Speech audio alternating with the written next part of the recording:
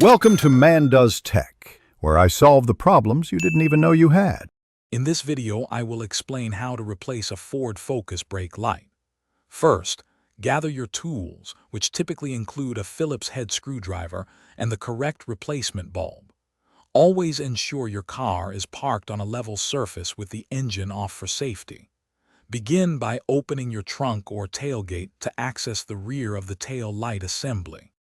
Once inside the trunk, you'll see two retaining screws holding the tail light assembly in place. Use your screwdriver to remove these screws completely. After the screws are out, gently pull the entire tail light assembly straight back from the vehicle. It might feel a little snug, but avoid excessive force. Finally, disconnect the electrical connector by pressing its release tab. With the tail light assembly free, locate the brake light bulb holder. It's usually a small, round plastic piece. Twist this holder counterclockwise to unlock it from the assembly.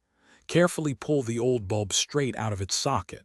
Now, take your new bulb and push it firmly into the socket until it's seated correctly.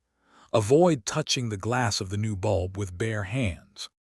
Now, reinsert the bulb holder into the assembly and twist it clockwise to secure it.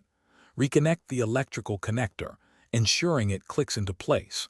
Carefully slide the tail light assembly back into its position on the vehicle, aligning the mounting pins. Reinstall the two retaining screws you removed earlier. Finally, test your new brake light to confirm it's working properly. Check the description for a link to Darn Tough socks and other great deals. Thanks for watching. If you found this helpful, don't forget to like and subscribe.